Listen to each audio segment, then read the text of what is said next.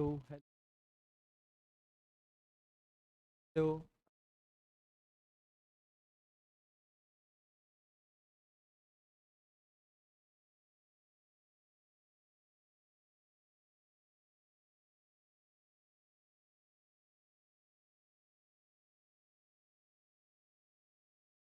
Hello hello. Good evening good evening. नमस्ते दिव्यांश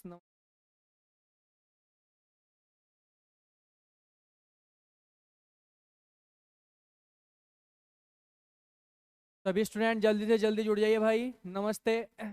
आवाज़ नहीं आ रही। आवाज़ नहीं आ रही है। Good evening.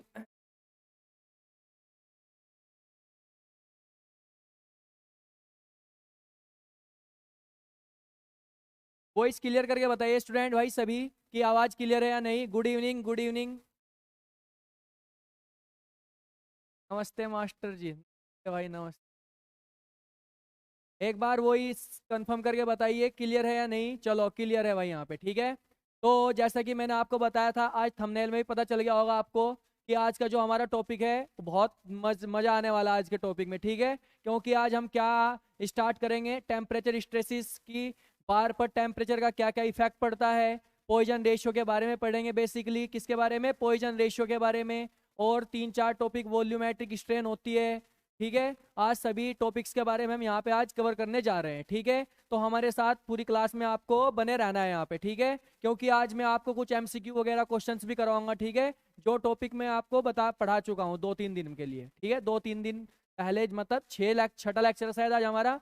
तो 5 लेक्चर में जो भी मैंने टॉपिक कवर किए हैं, तो उससे रिलेटेड जितने भी एमसीक्यू आपके पेपर में आ रखे हैं, तो वो सारे कवर कराऊंगा आज मैं, ठीक है। गुड इवनिंग सभी को, Ram Ram Ram Ram. Good evening good evening. भाई सेशन को लाइक भी करते चले स्टूडेंट सभी, ठीक है। चलो टाइम वेस्ट ना करते हो, यहाँ पे स्टार्ट करते हैं भाई। टाइम वेस्ट ना करते हो, स्टार्ट करते हैं, ठीक है।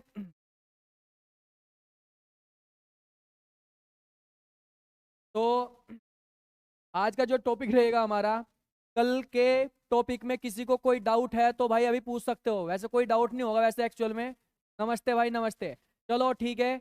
आज जो हमारा टॉपिक है कौन सा है, temperature stresses. Temperature stresses. Temperature stresses. Temperature stresses का मतलब क्या होता है भाई, तापमान का। जैसे मेरे पास क्या कोई एक बार है, ये मेरे पास क्या एक मटेरियल है, ये बार है। इस बार का मैंने टेम्परेचर क्या कर दिया, बढ़ा दिया। इस बार का मैंने टेम्परेचर क्या कर दिया, बढ़ा दिया। तो टेम्परेचर बढ़ाने के कारण इस बार में क्या क्या परिवर्तन जनरेट हुए, इसकी लंबाई बढ़ी या घटी, इसमें कितनी स्ट्रेस जनरेट हुई टेम्परेचर के कारण। तो आज हमारा टॉपिक यही रहेगा बेसिकली यहाँ पे, ठीक है। तो किसी बार में टेम्परेचर के बढ़ने या टेम्परेचर के डिक्रीज होने के कारण जो स्ट्रेस जनरेट होती है, उस स्ट्रेस को ही क्या कहा जाता है, टेम्परेचर स्ट्रेस कहा जाता है बेसिकली, ठीक है। Good evening good evening. जय भीम भाई जय भीम, ठीक है। तो यहाँ पे हम क्या लिख सकते हैं, आप अपने नोट्स भी प्रिपेयर करके चलना है भाई साथ के साथ हमारे, ठीक है। चलो लिखो यहाँ पे पहला पॉइंट करके, टेम्परेचर के बढ़ने के कारण रेजिलेंस इंक्रीज होगा। हाँ रेजिलेंस इंक्रीज होगा, ठीक है, बहुत बढ़िया। क्या इलेक्ट्रिकल के कंसेप्ट लगा रहे हो यहाँ पे, रेजिस्टेंस इंक्रीज होगा।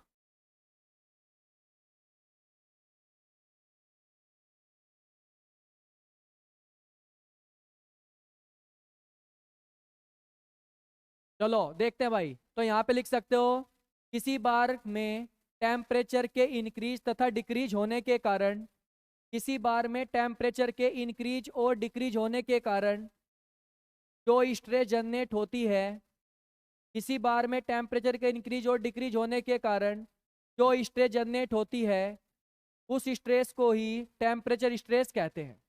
समझ गए भाई यहाँ तक, ठीक है। अब मेरी बात सुनो। मेरी बात क्या सुनोगे भाई, यहाँ पे देखो। माना इस बार का, इस बार की जो लंबाई है वो कितनी हो गई यहाँ पे एल, ठीक है। इस बार की लंबाई कितनी हो गई यहाँ पे एल। नेक्स्ट, माना इस बार का जो तापीय प्रसार गुणांक है वो कितना होगा यहाँ पे अल्फा।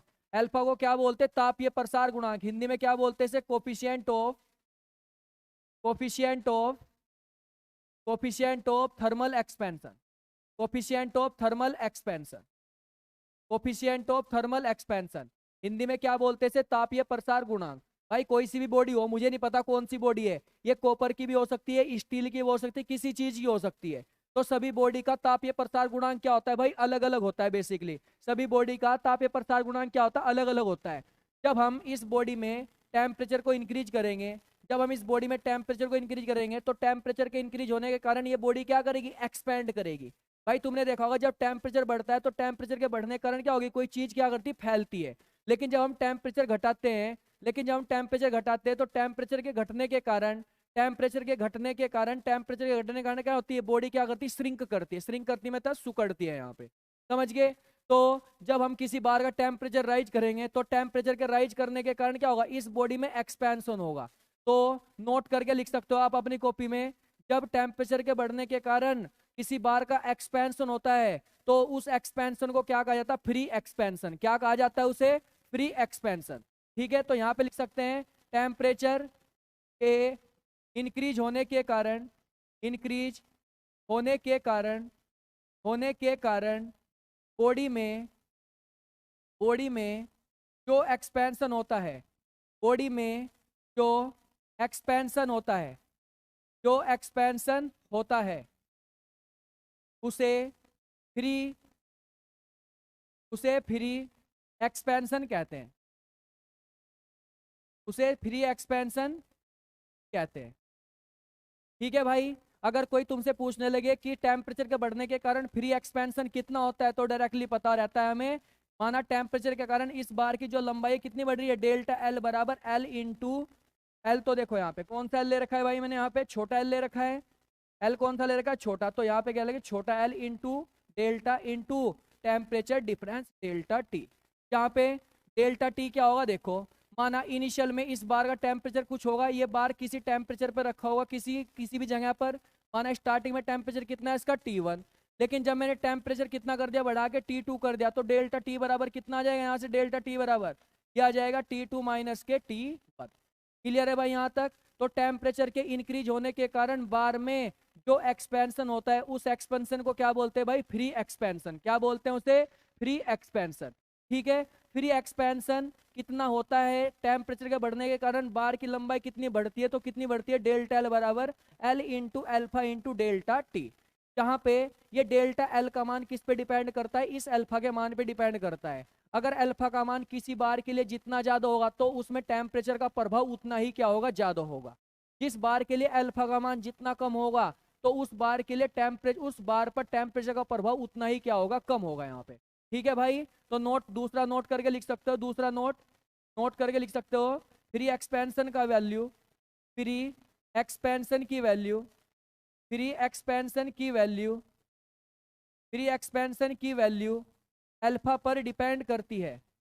अल्फा पर डिपेंड करती है।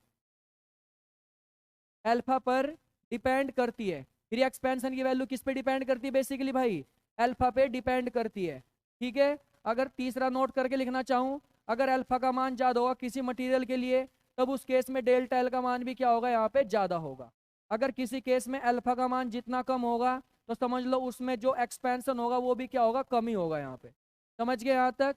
तो अगर कोई तुमसे पूछने लगे कि किसी बार में टेम्परेचर के कारण जो एलोंगेशन होता है या एक्सपेंशन होता है किस पे डिपेंड करता है, तो तुम क्या बताओगे? उस बार के मटेरियल के अल्फा के मान पे डिपेंड करता है। और इस अल्फा का मान कॉपर के लिए अलग होता है, इस अल्फा का मान स्टील के लिए क्या होता है? अलग होता है यहाँ पे। ठीक है, इसे टेम्परेचर कोफिशिएंट भी कहा जाता है या थर्मल एक्सपेंशन कोफिशिएंट भी कहा जाता है। Coefficient of thermal expansion. ठीक है, तापीय प्रसार गुणांक इसे हिंदी में बोला जाता है। समझ गए भाई यहाँ तक? अब देखो इसमें इस बार का क्या हो रहा है? Free expansion. क्यों? क्योंकि जब टेम्परेचर बढ़ा रहे हैं तो ना हमने यहाँ सपोर्ट लगा रखी ना यहाँ सपोर्ट लगा रखी है। जब दोनों एंड क्या है इसके, जब दोनों एंड पर हमने यहाँ सपोर्टिंग लगा रखी तभी तो इसका फ्री एक्सपेंशन हो रहा है यहाँ पे। समझ रहे हो भाई बात यहाँ तक? ठीक है, अब नेक्स्ट नेक्स्ट नेक्स्ट अगर मैं यहाँ पे टेम्परेचर स्ट्रेस की बात करना लाऊं, टेम्परेचर स्ट्रेस की बात करने स्टार्ट कर देगा हम यहाँ पे टेम्परेचर स्ट्रेस। तो टेम्परेचर स्ट्रेस को किसके द्वारा प्रदर्शित करते हैं भाई? सिग्मा टी के द्वारा। अब मैंने पढ़ा था, अभी मैंने थोड़े दिन पहले 2-3 दिन पहले पढ़ाया था कि हुक का नियम क्या करता है? टेम्परेचर डायरेक्टली समानुपाती को किसके होते हैं? स्ट्रेन के, टेम्परेचर स्ट्रेन के यहाँ। ठीक है भाई, इस समानुपाती का चिन्ह हटाएंगे यहाँ पे तो क्या आ जाता है, कांस्टेंट आ जाता है, जैसे क्या बोलते हैं यहाँ पे ई। और ये एप्सिलॉन टी, ये एप्सिलॉन टी क्या होता है, टेम्परेचर स्ट्रेन। क्या होता है एप्सिलॉन टी, ये टेम्परेचर स्ट्रेन। क्या होता है ये, टेम्परेचर स्ट्रेन। ये क्या होता है, टेम्परेचर स्ट्रेन। जबकि मैंने टेम्परेचर के बढ़ने के कारण बार की लेंथ में कितना परिवर्तन होता, डेल्टा एल बराबर कितना होता था, L alpha into delta T. तो मुझे डेल्टा एल से उसमें कन्वर्ट करना है, इसे किस में कन्वर्ट करना है, स्ट्रेन में। तो क्या करूँ मैं, क्या करूँ मैं, मुझे पता है स्ट्रेन एप्सिलॉन टी बराबर क्या होता है, डेल्टा एल बटे एल।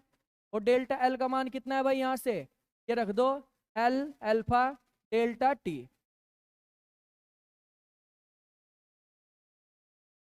डेल्टा टी बटे एल, एल से एल कट गया, तो टेम्परेचर स्ट्रेन का मान कितना आ जाएगा यहाँ पे, अल्फा डेल्टा टी।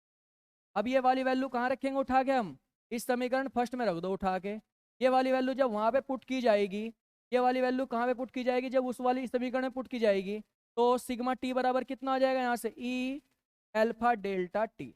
तो यहाँ से क्या देखने को मिला, यहाँ से ये देखने को मिला कि जब हम टेम्परेचर बढ़ाते हैं किसी बॉडी का, जब हम किसी बॉडी पे टेम्परेचर को इंक्रीज करते हैं, तो उसमें जनरेट होने वाली जो स्ट्रेस होती है, वो स्ट्रेस किसके मान पे डिपेंड नहीं कर रही, वो बॉडी की लेंथ पे डिपेंड नहीं करती। और यही गेट के पेपर में क्वेश्चन पूछा गया था घुमा फिरा के। कैसे क्वेश्चन था बताऊंगा, देखो आपको क्वेश्चंस भी लूंगा मैं यहाँ पे, ठीक है।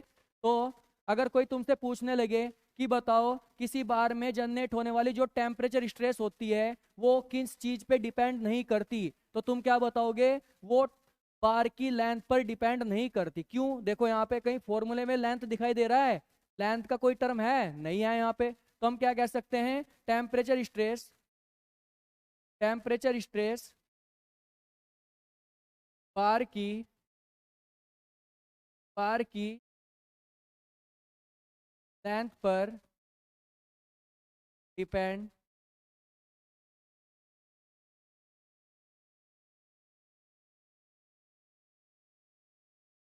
टेम्परेचर स्ट्रेस बार की लेंथ पे डिपेंड नहीं करती।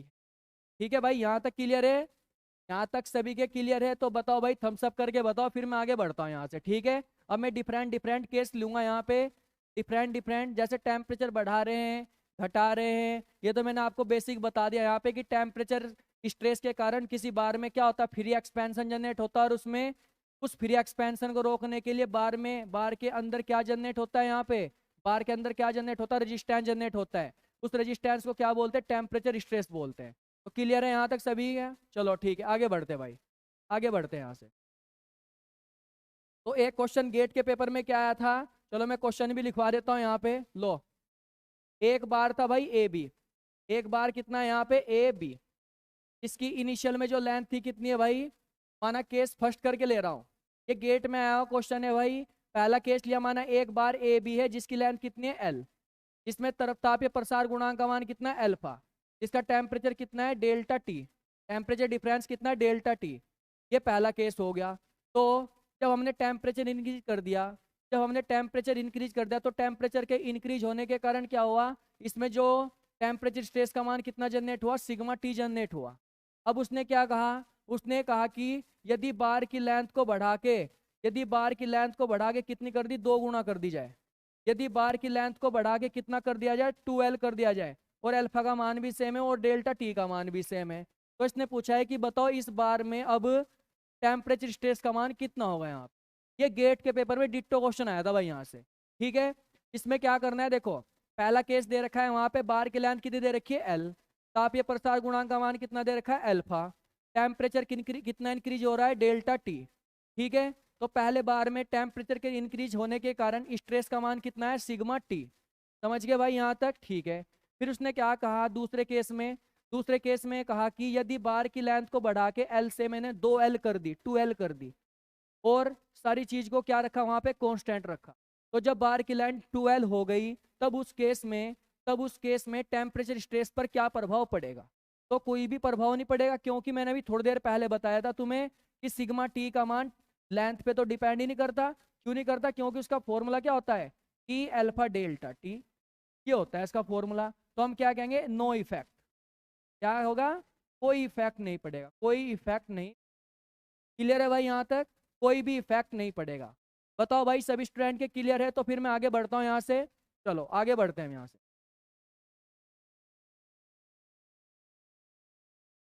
तो केस फर्स्ट करके अब मैं यहाँ पे केस की फॉर्म में लेके चलूंगा कि अगर बार ऐसी पोजीशन में है, अगर बार ऐसी पोजीशन में है, अगर बार ऐसी पोजीशन में है, तो टेम्परेचर एक बार बढ़ाएंगे और एक बार टेम्परेचर को घटाएंगे। फिर उन दोनों केस में हम उस बार में देखेंगे कि किसकी लेंथ में बढ़ोतरी हो रही है, किस लेंथ में कमी हो रही है, किसमें टेम्परेचर स्ट्रेस जनरेट हो रही है और किसमें टेम्परेचर स्ट्रेस जनरेट नहीं हो रही है। ठीक है, तो पहला केस लिया जब बार, अभी ध्यान रखना प्रिज्मेटिक बार की बात कर रहा हूँ केवल भाई, मैं इसकी बात कर रहा हूँ अभी केवल प्रिज्मेटिक बार की। जब प्रिज्मेटिक बार जब प्रिज्मेटिक बार जब प्रिज्मेटिक बार के दोनों एंड सपोर्टेड न हो, सपोर्टेड न हो, जब प्रिज्मेटिक बार के दोनों एंड क्या ना हो भाई, सपोर्टेड नहीं हो। तो जब सपोर्टेड नहीं होंगे यहाँ पे, तो लो सपोर्टेड है ही नहीं, माना लंबाई कितनी ले ली इसकी एल, माना इसका जो अल्फा का मान कितना है अल्फा ले लिया, माना कितना टेम्परेचर है इसका डेल्टा टी। पहला केस करके लिया मैंने, इसका टेम्परेचर को क्या कर दिया बढ़ा दिया, नीचे से तीर का ऊपर का मतलब क्या होता है टेम्परेचर के मान को क्या कर दिया बढ़ा दिया। पहला केस क्या लिया कि इसके दोनों एंड क्या है यहाँ पे, जैसे एक एंड ए है दूसरा एंड कौन सा है बी, दोनों एंड क्या है यहाँ पे फिक्स ही नहीं है, यहाँ पे सपोर्टेड है ही नहीं। जब सपोर्टेड नहीं है, जब हम टेम्परेचर बढ़ाएंगे तो टेम्परेचर के बढ़ाने के कारण बताओ इसमें किसका मान जीरो होगा और किसका मान जीरो नहीं होगा। जब हम इसे बढ़ाएंगे तो टेम्परेचर को बढ़ाने के कारण क्या होगा, इसमें फ्री एक्सपेंशन होगा, फ्री एक्सपेंशन नहीं होगा भाई, फैलेगी बॉडी है, तो हम क्या कह सकते हैं इसमें टेम्परेचर स्ट्रेन का मान जीरो के बराबर नहीं होगा, टेम्परेचर स्ट्रेन का मान जीरो के बराबर नहीं होगा। पेपर में ऐसे ही क्वेश्चन आएगा भाई जेई के पेपर में कि एक प्रिज्मेटिक बार है जिसकी लंबाई एल है, जिसका तापीय प्रसार गुणांक अल्फा है, जिसमें हमने टेम्परेचर के मान को कितना बढ़ा दिया डेल्टा टी बढ़ा दिया। तो बताओ बताओ जब बार के दोनों एंड सपोर्टेड न हो, अनसपोर्टेड एंड है, तो बताओ इस केस में टेम्परेचर के बढ़ने के कारण उसमें क्या चीज जीरो होगी और क्या चीज जीरो नहीं होगी। तो ये तो फ्री एक्सपेंड करेगा, फ्री एक्सपेंड करेगा ये टेम्परेचर के बढ़ने के कारण। जब फ्री एक्सपेंड करेगा तो टेम्परेचर स्ट्रेन का मान तो जीरो होगा ही नहीं, नॉट इक्वल टू जीरो होगा। अब बात सुनो देखो दूसरी, अब रही बात किसकी, टेम्परेचर स्ट्रेस की। अब बताओ टेम्परेचर स्ट्रेस का मान क्या होगा, जीरो के बराबर होगा, जीरो के बराबर नहीं होगा। बताओ भाई, अब देखो स्ट्रेस क्या होती है, स्ट्रेस कब जनरेट होगी इस बार में स्ट्रेस तब जनरेट होगी जब मैंने इसके फ्री एक्सपेंशन को किसी एजेंसी द्वारा रोक दिया है। ठीक है, जब मैं इसके दोनों एंड पर सपोर्ट लगा दूंगा, जब मैं इसके दोनों एंड पर सपोर्ट लगा दूंगा वो टेम्परेचर को बढ़ाएंगे तो ये बार फैलने की कोशिश करेगा। जब बार फैलने की कोशिश करेगा तो इसके दोनों एंड पर लगी जो सपोर्ट है उसे फैलने नहीं देंगे, तो तब वहां पर क्या जनरेट होगी, वहां पर टेम्परेचर स्ट्रेस जनरेट होगी। तो टेम्परेचर स्ट्रेस क्या होती है, किसी बार के फ्री एक्सपेंशन को रोकने के लिए बार के अंदर या बार की सपोर्ट पर जितनी स्ट्रेस जनरेट होती है उस स्ट्रेस को ही क्या बोलते हैं, टेम्परेचर स्ट्रेस कहते हैं। समझ गए भाई, जब इसके फ्री एक्सपेंशन को इसकी सपोर्ट, जब इसके एंड पर सपोर्ट लगी नहीं रखी तो इसके फ्री एक्सपेंशन कैसे रुकेगा, कहीं भी नहीं रुकेगा।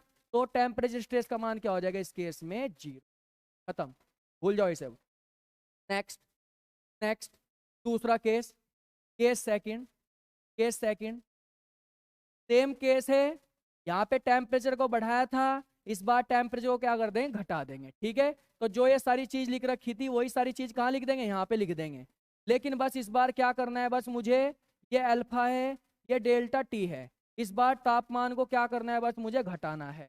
इस बार टेम्परेचर को जब घटाएंगे तो टेम्परेचर के घटाने के कारण क्या होगा, बार तो सिकुड़ेगा, बार सिकुड़ेगा नहीं, जब बार सिकुड़ जाएगा तो जब बार सिकुड़ जाएगा जब बार सिकुड़ जाएगा तो इसमें टेम्परेचर स्ट्रेन का मान क्या होगा, नॉट इक्वल टू जीरो होगा। लेकिन जब इसके दोनों एंड सपोर्टेड है ही नहीं, तो जब दोनों एंड क्या नहीं है भाई, सपोर्टेड है ही नहीं, तो इसके जब टेम्परेचर घटाएंगे तो टेम्परेचर घटाने के कारण क्या होगा, बार तो श्रिंक करेगा, लेकिन इसके श्रिंक को रोकने के लिए कोई यहाँ पे एजेंसी लग ही नहीं रखी, ना कोई यहाँ पे सपोर्ट लग रखी जो इसके श्रिंकेज को रोकेगी। तो इसका मतलब क्या कह सकते हैं, यहाँ पे हम टेम्परेचर स्ट्रेस का मान इस केस में भी क्या होगा, जीरो होगा। क्लियर है भाई, यहाँ तक बात बहुत क्लियर है भाई। ठीक है, नेक्स्ट नेक्स्ट नेक्स्ट चौथा केस, सॉरी तीसरा केस, तीसरा case, case third, case third. अब क्या कर दिया, जब प्रिज्मेटिक बार के, जब प्रिज्मेटिक, जब प्रिज्मेटिक बार के दोनों एंड, जब प्रिज्मेटिक बार के दोनों एंड्स, जब प्रिज्मेटिक बार के दोनों एंड्स सपोर्टेड हो, जब प्रिज्मेटिक बार के दोनों एंड सपोर्टेड हो तथा टेम्परेचर स्ट्रेस का मान बढ़ रहा हो, तो सॉरी तथा टेम्परेचर का मान बढ़ रहा हो, तथा टेम्परेचर का मान बढ़ रहा हो, तो देख लो भाई यहाँ पे क्या केस हो जाएगा। माना है क्या है, कोई बार है, इसके दोनों एंड क्या कर दिया, इस बार मैंने फिक्स कर दिया, लो ये फिक्स कर दिया यहाँ पे, ऐसे ही इसे क्या कर दिया यहाँ पे फिक्स कर दिया, लो ये कर दिया फिक्स।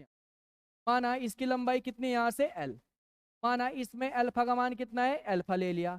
अब हम क्या कर रहे हैं, इसमें टेम्परेचर के मान को क्या कर रहे हैं, बढ़ा रहे हैं। जब टेम्परेचर के मान को बढ़ाएंगे तो टेम्परेचर के मान को बढ़ाने के कारण क्या होगा, ये बॉडी एक्सपेंड करने की कोशिश करेगी। जब बॉडी एक्सपेंड करेगी, जब बॉडी एक्सपेंड करेगी, लेकिन इसके एंड पर लगी जो सपोर्ट है, लेकिन इसके एंड पर जो लगी सपोर्ट है वो उसका एक्सपेंशन को होने देगी, यहाँ पे नहीं होने देगी। तो सपोर्ट किस प्रकार का फोर्स लगाएगी इस पर, सपोर्ट किस प्रकार का फोर्स लगाएगी भाई इस पर। और ये तुम्हारे एसएससी जेई के पेपर में आया क्वेश्चन है, सीधा का सीधा डायरेक्टली पूछ रखा था एसएससी जेई कि एक कोई बार है, उसके दोनों एंड क्या कर रखे, फिक्स कर रखे हैं, उसके दोनों एंड क्या कर रखे, फिक्स कर रखे हैं। यदि उस बार के टेम्परेचर को हम बढ़ा देंगे, यदि उस बार के टेम्परेचर को हम बढ़ा देंगे तो टेम्परेचर के बढ़ने के कारण क्या होगा, बार एक्सपेंड करने की कोशिश करेगा, लेकिन इसके एंड पर जो लगी सपोर्ट है वो सपोर्ट इसे एक्सपेंड करने नहीं देगी। तो हम क्या कहेंगे, यहाँ पे टेम्परेचर स्ट्रेन का मान कितना हो जाएगा, जीरो। टेम्परेचर स्ट्रेन का मान क्या हो जाएगा यहाँ पे, जीरो। लेकिन लेकिन टेम्परेचर स्ट्रेस का मान जीरो होगा यहाँ पे, नहीं होगा जीरो। क्यों, क्योंकि इसके फ्री एक्सपेंशन को इस सपोर्ट ने रोक लिया यहाँ पे, इसके फ्री एक्सपेंशन ने, इसके फ्री एक्सपेंशन को सपोर्ट ने क्या कर लिया, रोक लिया है। तो यहाँ पे टेम्परेचर स्ट्रेस का मान नॉट इक्वल टू जीरो होगा, जबकि टेम्परेचर स्ट्रेन का मान क्या होगा, जीरो के बराबर होगा। लेकिन कभी पेपर में घुमा के पूछ लेता है वो, प्रणाम भाई प्रणाम, घुमा के ऐसे पूछेगा तुमसे कि जब टेम्परेचर को बढ़ाते हैं तो बार में किस प्रकार की स्ट्रेस जनरेट होती है, तो ये कौन से नेचर की स्ट्रेस होगी भाई, यहाँ पे सपोर्ट किस प्रकार से फोर्स लगाएगी, उस पर कंप्रेसिव नेचर का फोर्स लगाएगी। तो हम क्या कहेंगे, ये स्ट्रेस का मान क्या होगा, कंप्रेसिव नेचर की स्ट्रेस। कौन से नेचर की स्ट्रेस होगी भाई, ये कंप्रेसिव नेचर की क्या होगी, स्ट्रेस होगी। क्लियर है भाई यहाँ तक सभी के, सभी के क्लियर है। चलो आगे बढ़ते हैं। Next case four, case four, case four क्या कह सकता है यहाँ पे, जा भी दोनों एंड क्या कर दिया भाई, फिक्स कर दिए, दोनों एंड क्या कर दिए इस बार, प्रिज्मेटिक बार के फिक्स कर दिए, लो। लेकिन इस बार हमने चेंज क्या कर दिया, माना इसकी लेंथ एल हो गई, माना इसमें अल्फा का मान इतना हो गया, बस इस बार मैंने क्या कर दिया, इस बार का टेम्परेचर क्या कर दिया, इस बार घटा दिया। जब बार का टेम्परेचर हम घटाएंगे केस फोर के केस में, जब टेम्परेचर घटाएंगे तो टेम्परेचर घटने के कारण क्या होगा, बार तो श्रिंक करने की कोशिश करेगा, ये बार क्या करेगा, श्रिंक करने की कोशिश करेगा। लेकिन इसकी जो दोनों एंड पर जो लगी जो सपोर्ट है वो उसे श्रिंक होने नहीं देगी, तो किस प्रकार से खींचेगी अपनी ओर सपोर्ट, इसे बार को, टेंसाइल की हो। ठीक है, तो यहाँ पे हम क्या कह सकते हैं, टेम्परेचर का स्ट्रेन का मान तो फिर जीरो होगा, लेकिन टेम्परेचर स्ट्रेस का मान नॉट इक्वल टू जीरो होगा। लेकिन टेम्परेचर स्ट्रेस का मान कौन से नेचर का होगा यहाँ पे, इस बार वो श्रिंक करने की कोशिश करेगा, लेकिन सपोर्ट उसे क्या करेगी, श्रिंक करने नहीं देगी, उसे उसकी एक्चुअल पोजीशन पे लाने की कोशिश नहीं करेगी। तो सपोर्ट किस प्रकार का फोर्स लगाएगी इस बार पर, टेंसाइल नेचर का फोर्स लगाएगी। तो हम क्या कहेंगे, इसका नेचर कौन सा होगा, tensile nature, tensile nature. Clear है भाई यहाँ तक सभी स्टूडेंट, थम्स अप करके बता दीजिए एक बार, यहाँ तक क्लियर है तो फिर मैं आगे बढ़ता हूँ यहाँ पे, ठीक है।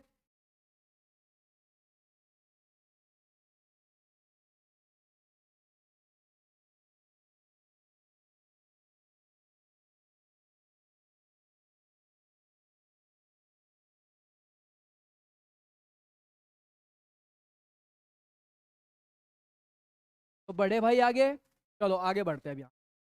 नेक्स्ट कितने केस हो गए, पांच, चार केस हुए। नेक्स्ट पांचवा केस,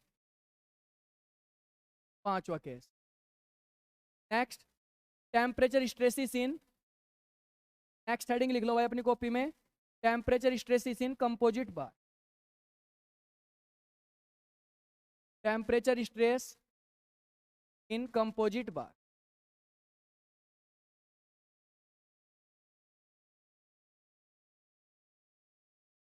कंपोजिट बार किसे बोलते हैं भाई? नमस्ते नमस्ते अंजलि नमस्ते। तो टेम्परेचर स्ट्रेसेस किसे बोलते हैं, सॉरी ये किसे बोलते हैं यहाँ पे? कंपोजिट बार किसे बोलते हैं? कंपोजिट बार उसे बोलते हैं जो एक से ज्यादा मटेरियल से मिलके बना होता है, ठीक है, एक से ज्यादा मटेरियल से बना होता है, एक से ज्यादा मटेरियल से बना, मटेरियल से बना हुआ, एक से ज्यादा मटेरियल से बना हुआ। चलो मैं यहाँ पे थोड़ा शेप ले लेता हूँ, यहाँ पे बढ़िया सी वाइट शेप ले लेते हैं, चलो।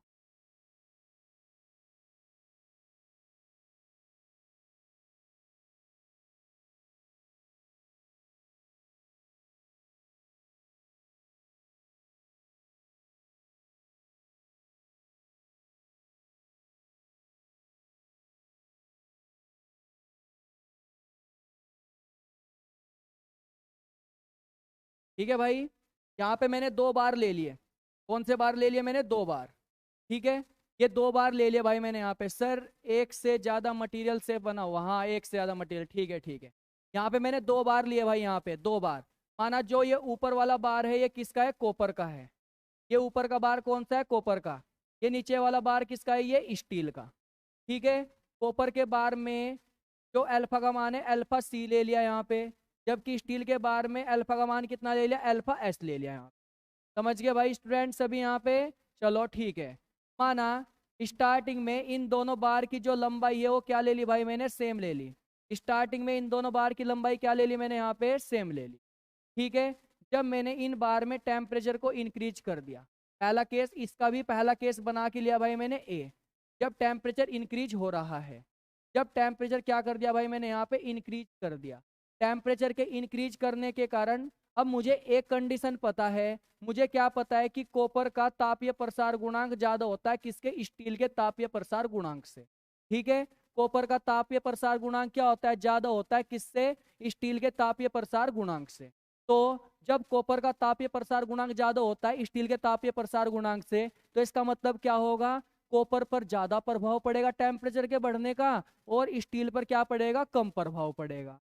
और मैंने आपको बताया था अभी थोड़ी देर पहले, जब टेम्परेचर के कारण किसी बार की लेंथ में परिवर्तन होता है, लेंथ बढ़ती है, तो उस एक्सपेंशन को क्या बोलते हैं? Free expansion. क्या बोलते हैं उसे? Free expansion. तो टेम्परेचर के कारण फ्री एक्सपेंशन कौन से बार में होगा? टेम्परेचर के कारण फ्री एक्सपेंशन उस बार में होगा जिस बार का अल्फा का मान ज्यादा है यहाँ। और अल्फा का मान ज्यादा किसके केस में भाई? अल्फा का मान ज्यादा किसका है? कॉपर का। तो फ्री एक्सपेंशन किसका ज्यादा होगा यहाँ पे? कॉपर का ज्यादा होगा। अल्फा का मान कॉपर का किसका किसका ज्यादा होगा? कॉपर का ज्यादा होगा। जब कॉपर का ज्यादा होगा तो तापीय प्रसार गुणांक, लो बढ़ा दो लो भाई इसकी लेंथ को, लो भाई। तो ये कर दिया, तो मैंने फ्री एक्सपेंशन इसका आगे की ओर कर दिया, फ्री एक्सपेंशन इसका आगे की ओर लो कर दिया ये, ठीक है। क्लियर है यहाँ तक? तो इसे क्या बोलते हैं यहाँ पे? टेम्परेचर के कारण, टेम्परेचर के कारण कितना इंक्रीज हुई इसकी लेंथ? माना टेम्परेचर के कारण डेल्टा एल टी। कौन से मटेरियल के लिए? सी के लिए। ये क्या हो गया? टेम्परेचर के कारण। इसके कारण क्या होता था? Alpha C L delta. ये हो गया फ्री एक्सपेंशन कौन से बार में? कॉपर के बार में। अब हम क्या करेंगे? फ्री एक्सपेंशन कौन से बार में ले लेंगे भाई? यहाँ पे फ्री एक्सपेंशन कौन से बार में लेंगे? स्टील के बार में। लो स्टील के बार में ले लिया, लेकिन स्टील के बार में तो फ्री एक्सपेंशन कम होगा उसके कंपेयर में, कॉपर के कंपेयर में। क्यों होगा? क्योंकि मुझे पता है कॉपर का तो अल्फा का मान ज्यादा होता है। अब इसमें फ्री एक्सपेंशन कितना हो? इतना हुआ है। इसे क्या लिख सकते हैं? Delta L. इसके कारण टेम्परेचर के कारण कौन से बार में? स्टील के केस में एस बाहर ले, और जिसकी वैल्यू कितनी होगी यहाँ पे? Alpha S L into delta. Clear है भाई यहाँ तक? चलो क्लियर है। अब मेरी बात सुनो, देखो, जब मैं, मुझे तो यहाँ पे एक इक्वेशन निकालनी है। कौन सी इक्वेशन निकालनी है? मुझे निकालनी है कि प्रत्येक बार में, कि प्रत्येक बार में स्ट्रेस का मान कितना जनरेट हो रहा है जिससे कि इसका फ्री एक्सपेंशन रुक जाए यहाँ पे। अब मैं एक बाउंड्री कंडीशन अज्यूम करता हूँ, मैं एक सीमा निर्धारित करता हूँ, मैं एक सीमा निर्धारित करता हूँ। मैंने एक सेक्शन अज्यूम कर लिया यहाँ पे एक्स सेक्शन। मुझे इस एक्स एक्स सेक्शन तक दोनों बार को लेके आना है। चाहे मैं दोनों बार पर कोई सा फोर्स लगाऊं, चाहे मुझे ऊपर वाले पे टेंसाइल लगाना पड़े या नीचे वाले पे कोई सा लगाना पड़े, अपने दिमाग में डाल लो बस, ठीक है। मैंने एक बैरियर अज्यूम कर लिया। मैंने क्या कर लिया भाई स्टूडेंट, यहाँ पे एक बैरियर अज्यूम कर लिया। क्या कर लिया भाई मैंने यहाँ पे एक बैरियर अज्यूम कर लिया। मैंने एक बैरियर अज्यूम कर लिया, तो मुझे इस एक्स एक्स सेक्शन पर इस कॉपर को भी लेके आना है, इस स्टील को भी लेके आना है।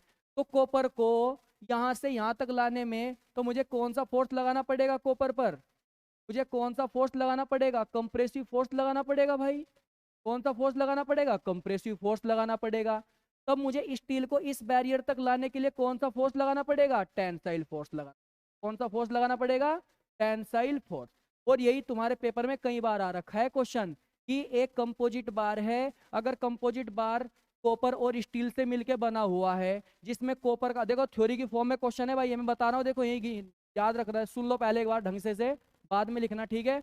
अब मेरी बात सुनो, देखो एक एक कंपोजिट बार है, एक कंपोजिट बार कॉपर और स्टील से मिलके बना हुआ है, जिसमें कॉपर का अल्फा का मान ज्यादा है, किससे? स्टील के अल्फा से। तो इसने कहा कि यदि मैं टेम्परेचर को बढ़ा दूंगा, तो टेम्परेचर को बढ़ाने के कारण दोनों बार को किसी एक पर्टिकुलर जगह तक लाने के लिए कॉपर में कौन से प्रकार का फोर्स लगेगा, जबकि स्टील में कौन से प्रकार का फोर्स लगेगा? तो कॉपर में कौन से फोर्स लगेगा? कंप्रेसिव नेचर का फोर्स लगेगा। जबकि जबकि स्टील में कौन से नेचर का फोर्स लगेगा? Tensile nature. समझ गए भाई? यहाँ तक क्लियर है भाई? यहाँ तक। अब मुझे एक बात बताओ भाई, मुझे एक बात बताओ, यहाँ पे ये कंप्रेसिव फोर्स कैसे लग रहा है, ये टेंसाइल फोर्स कैसे लग रहा है? नॉर्मली लग रहा है इस सेक्शन पर, कैसे लग रहा है? ये नॉर्मली। जब नॉर्मली एक्ट कर रहा है तो नॉर्मल फोर्स लगने के कारण इस बार में कौन सी स्ट्रेस जनरेट होगी? नॉर्मल स्ट्रेस जनरेट होगी। तो ये वाला एक्सपेंशन कितना हो जाएगा इसका, ये वाला, और ये इतना सा एक्सपेंड, ये वाला निकालना है मुझे। अब माना माना ये वाला एक्सपेंशन मैंने x1 मान लिया, और ये छोटू सा एक्सपेंशन मैंने कितना मान लिया? x2 मान लिया। अब मैं x1 और x2 का मान निकालना बताऊंगा। देखो तुम्हें, जब मैंने फोर्स नॉर्मली लगा रखे हैं तो मुझे पता है कॉपर में किस प्रकार की स्ट्रेस जनरेट होगी? यहाँ पे नॉर्मली सिग्मा की जनरेट होगी यहाँ पे, बराबर डायरेक्टली प्रोपोर्शनल टू किसके? एप्सिलॉन सी के। तो सिग्मा सी बराबर, माना माना इस बार की जो मॉडुलस ऑफ इलास्टिसिटी ले ली वो मैंने कितनी ले ली? ई सी ले ली। इस बार की जो मॉडुलस ऑफ इलास्टिसिटी ले ली वो कितनी ले ली? ई एस ले ली। यहाँ क्लियर है भाई? यहाँ तक ठीक है। तो कॉपर के केस में क्या आया? ई सी गुणा एप्सिलॉन सी का मान कितना हो जाएगा? Delta L upon L. ले लो इसे भी यहाँ पे, डेल्टा एल सी बराबर, इसी गुणा यहाँ कर दो, सिग्मा सी इंटू एल बटे ई। ये हो गया यहाँ पे। अब ऐसे ही अब ऐसे ही हम स्टील के केस में लिख देंगे ऐसे ही। तो एप्सिलॉन एस समानुपाती सिग्मा एस समानुपाती किसके? Epsilon S. तो सिग्मा एस बराबर ई एस गुणा, इसे क्या लिख देंगे भाई? डेल्टा एल एस बटे एल। एल दोनों केस में सेम क्यों ले रहा है? क्योंकि स्टार्टिंग में इनकी लंबाई क्या है? सेम है। तो डेल्टा एल एस बराबर, इसकी गुणा इधर कर दो, तो सिग्मा एस इंटू एल बटे ई। तो यहाँ पे ये वैल्यू आ गई यहाँ पे। तो अगर मैं इस x1 का मान लिखना चाहूँ, तो ये x1 का मान कौन सा हो जाएगा भाई? यहाँ पे ये जब हमने कंप्रेसिव फोर्स लगाया, तो कंप्रेसिव फोर्स लगाने के कारण ये वाला जो बिंदु है, ये इसे यहाँ से लेके यहाँ तक खिसका दिया। तो ये डिस्टेंस कितनी खिसका? ये x1 ही तो खिसका। और जहाँ पे x1 किसका मान हो जाएगा? ये x1 का मान क्या हो जाएगा यहाँ पे? डेल्टा एल सी, जिसका मान कितना है यहाँ पे? सिग्मा सी एल बटे ई। ठीक है। अब मुझे इस वाले बैरियर को यहाँ से यहाँ तक लेके आना है, जो किसका मान है? वो x2 का मान। और x2 का मान किसके बराबर होगा? यहाँ पे इसके बराबर नहीं होगा, यहाँ पे डेल्टा एल एस बराबर सिग्मा एस इंटू एल बटे ई। बताओ भाई यहाँ तक क्लियर है या नहीं क्लियर है भाई? ये बात एक बार थम्स अप करके बताइए। यहाँ तक कोई डाउट है तो भाई मुझे बता दीजिए, फिर मैं आगे बढ़ता हूँ यहाँ से। एक बार सभी स्टूडेंट थम्स अप करके बता दीजिए थोड़ा, ठीक है? इससे फिर मुझे आइडिया लग जाएगा कि आपकी समझ में आ रहा है सब कुछ, ठीक है?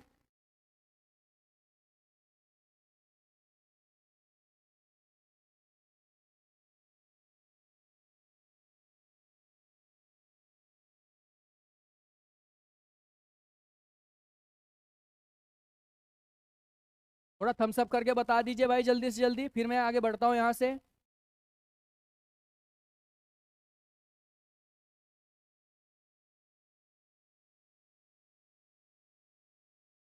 चलो बहुत बढ़िया, क्लियर है क्लियर है।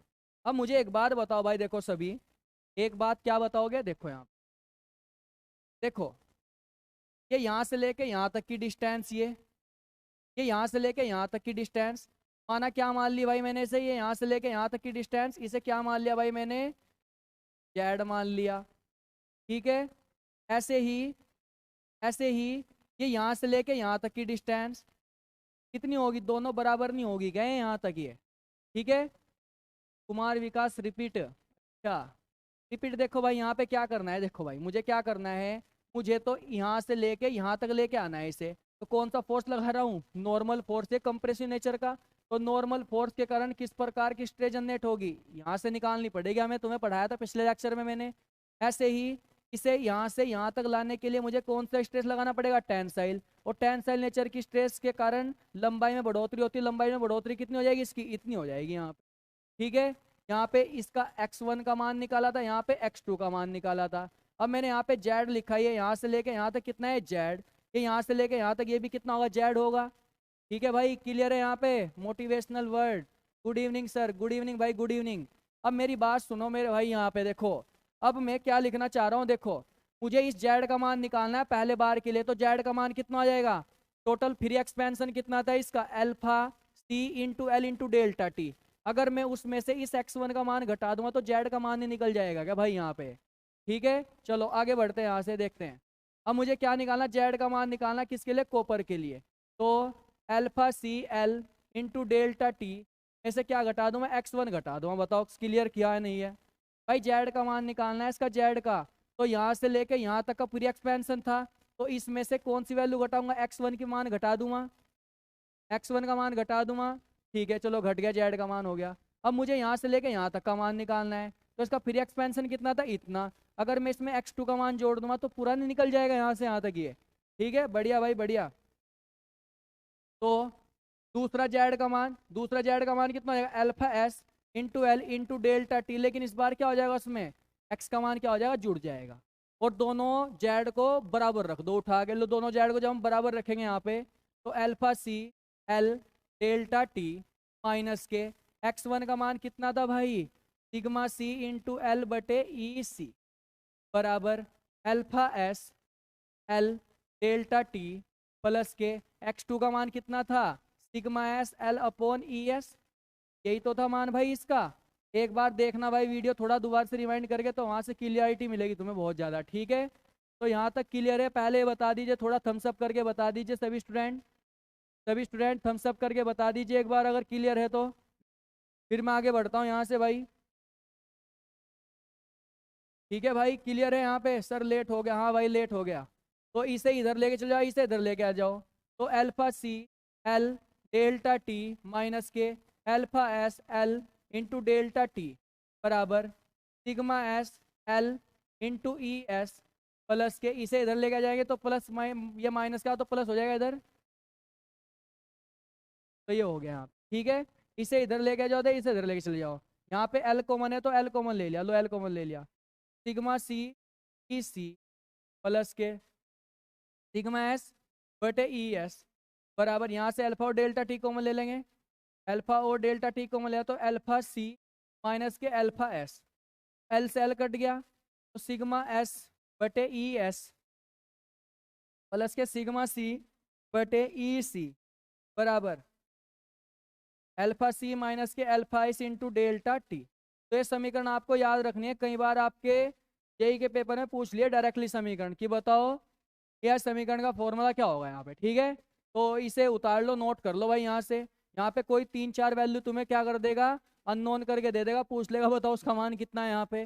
तो बताओ सभी स्टूडेंट बताओ, यहाँ पे क्लियर है तो भाई मैं आगे बढ़ता हूँ, नहीं क्लियर है तो फिर मैं दोबारा से बताऊँगा।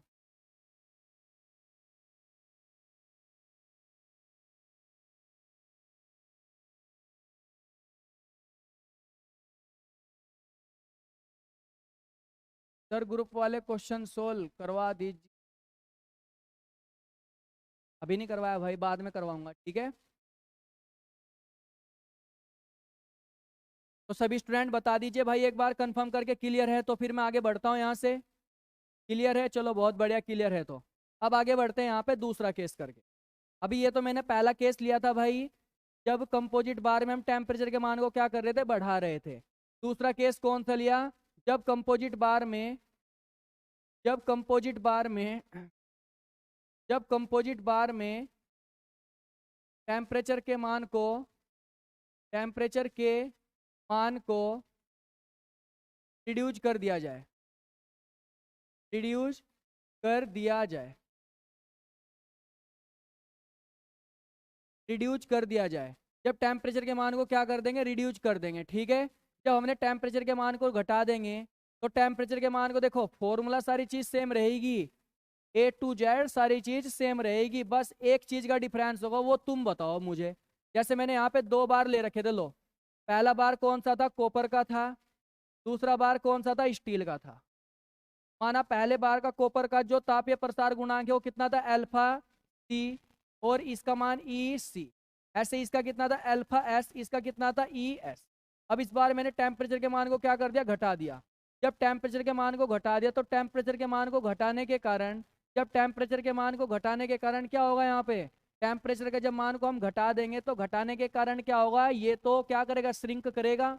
और श्रिंक सबसे ज्यादा कौन सा बार करेगा, जिसके केस में अल्फा का मान क्या होता है, ज्यादा होता है। लेकिन मुझे पता है कि कॉपर का तो अल्फा का मान ज्यादा होता है, किससे, स्टील के अल्फा से। तो सबसे ज्यादा कौन सा बार श्रिंक करेगा, यहाँ पे कॉपर का बार श्रिंक करेगा। जब कॉपर का बार श्रिंक करेगा, कॉपर का बार श्रिंक करेगा, कॉपर का बार ज्यादा श्रिंक कर जाएगा, स्टील का बार कम श्रिंक करेगा।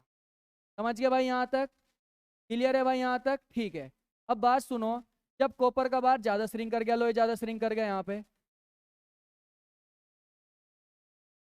तो ये ज्यादा श्रिंक कर गया, जबकि स्टील का बार कम श्रिंक करा, यहाँ पे ही हो गया। लो तो मैं एक बैरियर अज्यूम करूंगा, यहाँ पे मैं क्या कर लिया, यहाँ पे एक बैरियर अज्यूम। इस बैरियर तक कॉपर को लाने के लिए कौन सा फोर्स लगाना पड़ेगा, कंप्रेसिव फोर्स लगाना पड़ेगा। इस बैरियर तक लाने के लिए स्टील पर कौन सा फोर्स लगाना पड़ेगा, टेंसाइल फोर्स लगाना पड़ेगा।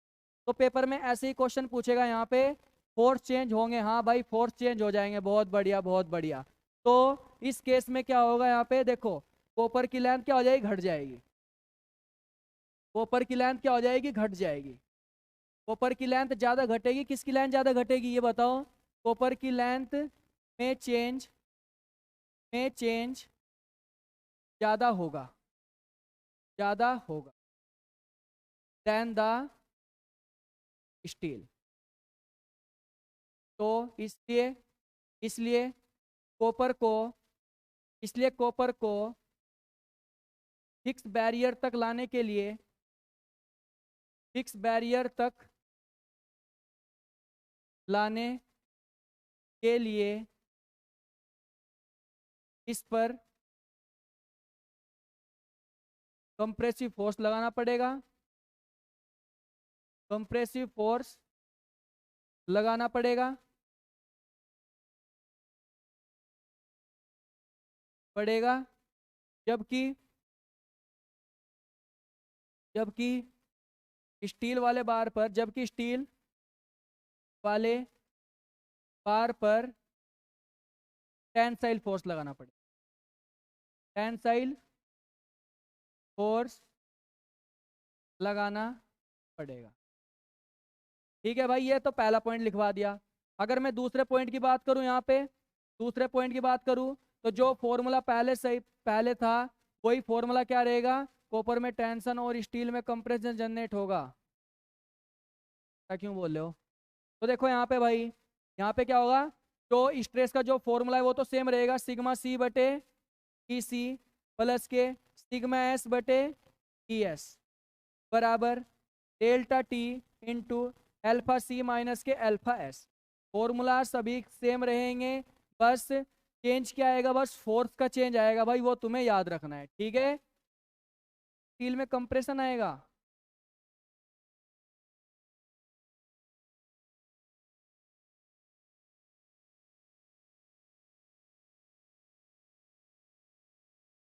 अच्छा अच्छा, हाँ उल्टा हो गया शायद।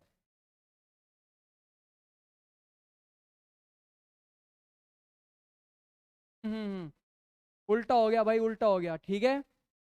सर स्टील पर कंप्रेशन होगा, हाँ हाँ उल्टा हो गया, उल्टा हो गया भाई, उल्टा हो गया है, उल्टा हो गया। चलो कोई नहीं, मैं इसे थोड़ा सही करता हूँ, ठीक है। कॉपर की लेंथ में चेंज ज़्यादा होगा देन द स्टील। तो कॉपर को फिक्स बैरियर तक लाने के लिए, अच्छा अच्छा, ठीक है ठीक है। चलो कोई नहीं। तो हाँ हाँ भाई, कॉपर में क्या होगा सर, कि इस केस में फोर्स चेंज होंगे, हाँ फोर्स चेंज होंगे भाई, ठीक है। तो चलो अपनी कॉपी में लिख सकते हो, चलो इसे मैं दोबारा से करता हूँ भाई, ठीक है। ये थोड़ा मिस प्रिंट हो गया यहाँ पे, ठीक है।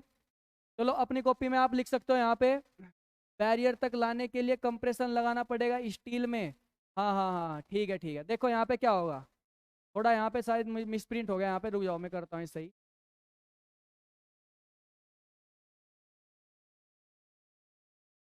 चलो मैं करता हूँ सही भाई, ठीक है। ये ऊपर कौन सा था, कॉपर का था। ये कौन सा किसका है यहाँ पे, स्टील का है, ठीक है। चलो यहाँ पे देखते हैं आगे। तो फिक्स बैरियर तक लाने के लिए कॉपर में कौन सा फोर्स लगाना पड़ेगा यहाँ पे, टेंसाइल फोर्स लगाना पड़ेगा। जबकि स्टील को फिक्स बैरियर तक लाने के लिए कौन सा फोर्स लगाना पड़ेगा, यहाँ पे कंप्रेसिव फोर्स लगाना पड़ेगा, ठीक है। तो इसे सही कर लियो भाई सभी स्टूडेंट।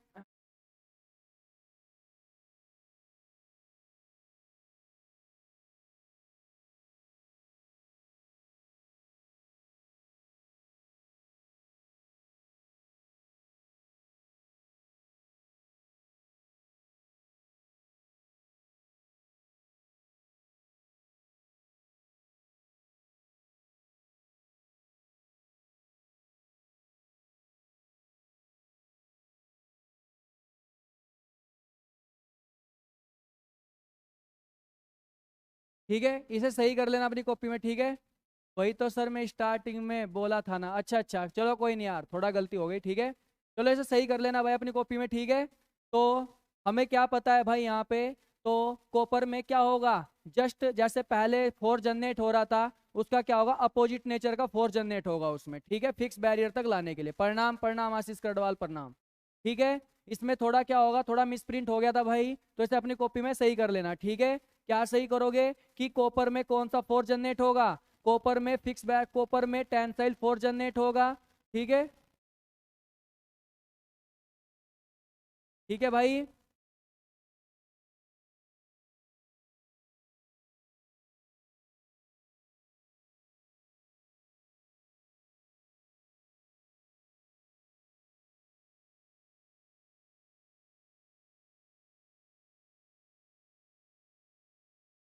क्या,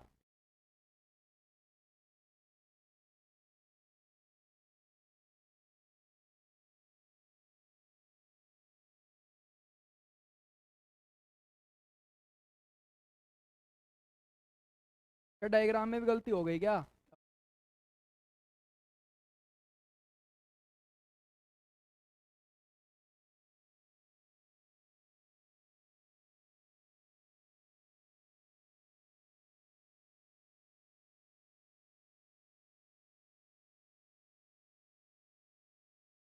किसकी लाइन ज्यादा बढ़ी घटेगी, बताओ ये बताओ।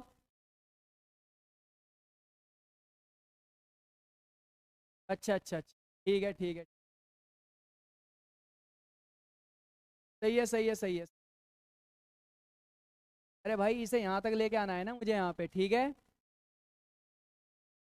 चलो कोई नहीं भाई, ठीक है, सही कर लेना ऐसे, ठीक है। अब डायग्राम को, लेंथ में ज़्यादा परिवर्तन किस में होगा, अच्छा कॉपर की लेंथ में ज़्यादा परिवर्तन होगा यार।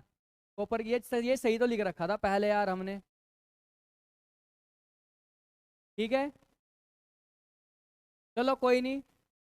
चलो एक बार सही से लिख लो भाई अपनी कॉपी में, लिखो जल्दी अपनी कॉपी में सभी, लिखो।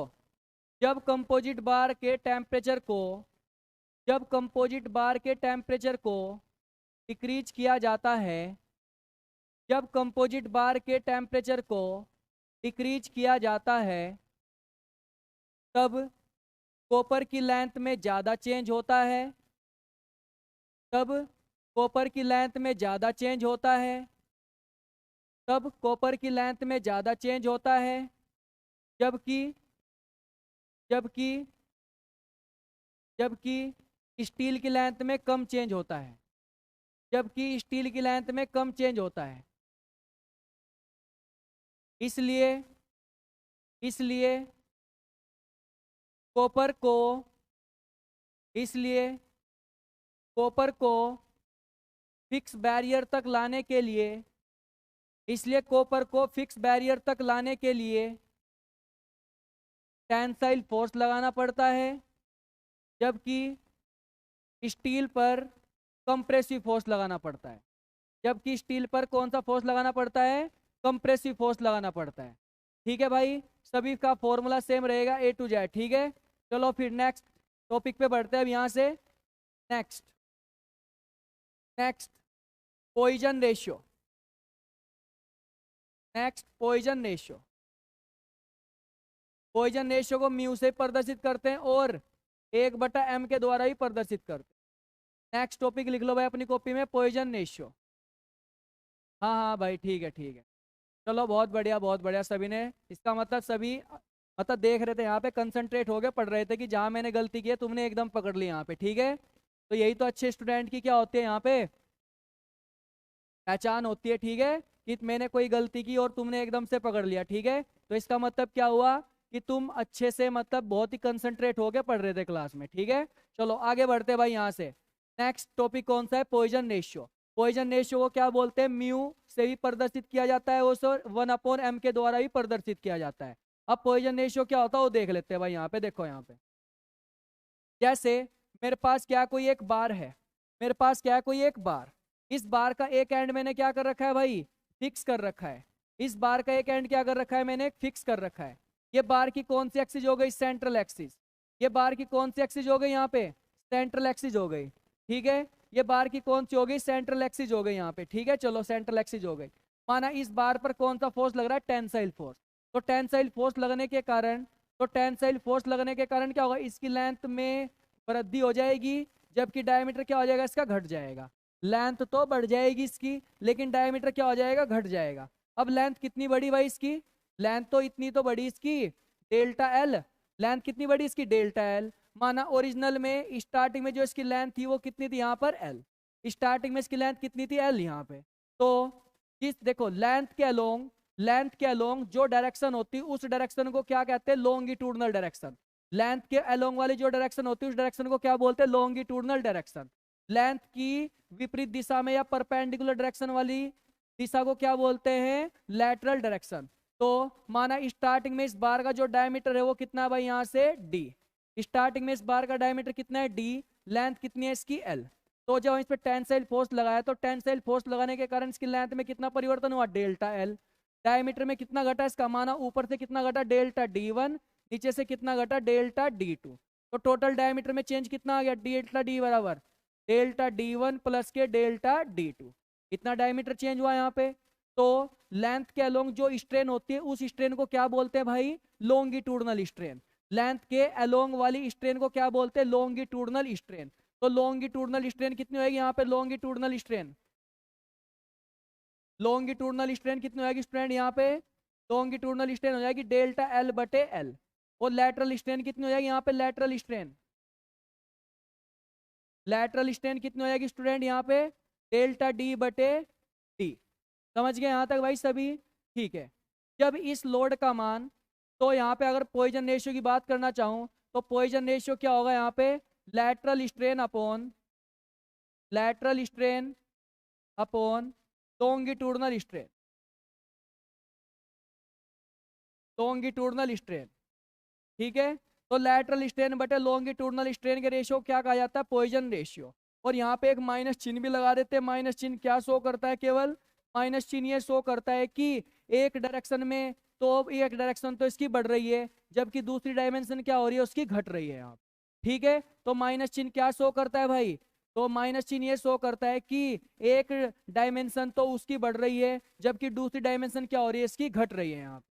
ठीक है भाई, हाँ, यूनिट लेस क्वांटिटी होती है ये भी एक, क्या होती है ये? यूनिट लेस क्वांटिटी होती है बेसिकली ये भी यहाँ पे। अब मेरी बात सुनो, लैटरल स्ट्रेन बटे लॉन्गिट्यूडनल स्ट्रेन को पॉइजन रेशियो कब कहा जाता है? इसे तब कहा जाता है जब इस पी का मान कहाँ तक रहता है भाई? इलास्टिक लिमिट से कम रहता है। ठीक है, जब किसी बार पर लोड का मान इलास्टिक लिमिट से कम रहता है तब उस कंडीशन में इस म्यू को क्या कहा जाता है? पॉइजन रेशियो कहा जाता है। लेकिन अगर बाई चांस किसी बार पर इस लोड का मान इलास्टिक लिमिट से ज्यादा हो गया तब उस केस में इसे पॉइजन रेशियो ना कह के क्या कहते हैं, कॉन्ट्रैक्शन रेशियो कहा जाता है। ठीक है, तो नोट करके अपनी कॉपी में लिखना है सभी को यहाँ पे। ठीक है, लिख लो यहाँ पे नोट करके। नोट, जब लोड का मान जब लोड का मान जब लोड का मान इलास्टिक लिमिट से कम होता है, इलास्टिक लिमिट से कम होता है, कम होता है, तब इसे तब इसे पॉइजन रेशियो कहते हैं। तब इसे पॉइजन रेशियो कहते हैं। तब इसे पॉइजन रेशियो कहते हैं। लेकिन जब लेकिन जब इसका मान लेकिन जब लेकिन जब लोड का मान लेकिन जब लोड का मान लेकिन जब लोड का मान इलास्टिक लिमिट से ज़्यादा हो जाता है, इलास्टिक लिमिट से ज़्यादा हो जाता है, तब इसे कॉन्ट्रैक्शन रेशियो कहते हैं। तब इसे कॉन्ट्रैक्शन रेशियो कहते हैं। तब इसे क्या कहते हैं भाई, यहाँ पे कॉन्ट्रैक्शन रेशियो कहते हैं। समझ गए भाई सभी स्टूडेंट? ठीक है, अगर कोई तुमसे पूछने लगे, बताओ भाई दूसरा नोट, इंजीनियरिंग मटेरियल के लिए इसका मान कहाँ से कहाँ तक होता है? इंजीनियरिंग मटेरियल के लिए कोई पूछने लगे म्यू का मान कहाँ से कहाँ तक वेरी करता है? म्यू का मान 0 से स्टार्ट होकर 0.5 तक रहता है भाई इंजीनियरिंग मटेरियल के लिए। कौन से मटेरियल के लिए? इंजीनियरिंग मटेरियल के लिए। लेकिन अगर जर्नल केस में हम इसका म्यू का मान देखें, ठीक है, अगर हम जर्नल केस में इसका मान देखें, इन जर्नल मटेरियल, इन जर्नल केस, तो जर्नल केस में जो म्यू का मान होता है वो माइनस के 1.5 से ज़्यादा या उसके बराबर और 0.5 से छोटा या उसके बराबर। तो ध्यान रखना, पेपर में जोन सी रेंज पूछेगा तो उस रेंज पे हमें निशान लगाना है डायरेक्टली जाके। ठीक है, इंजीनियरिंग मटेरियल के लिए म्यू का मान कहाँ से कहाँ तक वेरी करता है? 0 से 0.5 तक वेरी करता है। जबकि जर्नल मटेरियल के लिए इसका जो मान होता है वो कहाँ से कहाँ तक वेरी करता है? बेसिकली भाई इसका मान वेरी करता है, ये कहाँ तक वेरी करता है? कहाँ तक वेरी करता है? माइनस के 1.5 से भाई 1.5 होता है बेसिकली ये। ठीक है, जर्नल केस के लिए कितना होता है? माइनस के 1.5 से 0.5 तक वेरी करता है। ठीक है, अब तुम सोच रहे होंगे कि माइनस का मान, म्यू का मान माइनस कौन से मटेरियल के लिए होता है? म्यू का मान माइनस कौन से मटेरियल के लिए होता है, ये भी पूछ रहे होंगे, ये भी सोच रहे होंगे अपने दिमाग में। चलो मैं बता देता हूँ। तो रियोपैक्टिक मटेरियल क्या होगा? जैसे ह्यूमन टिश्यूज वगैरह हो गए। ठीक है, नेक्स्ट, माइनस कोई तुमसे पूछने लगे निगेटिव वैल्यू पॉइजन रेशियो की, निगेटिव वैल्यू पॉइजन रेशियो की रियोपैक्टिक मटेरियल के लिए होती है। रियोपैक्टिक मटेरियल के लिए होती है। रियोपैक्टिक मटेरियल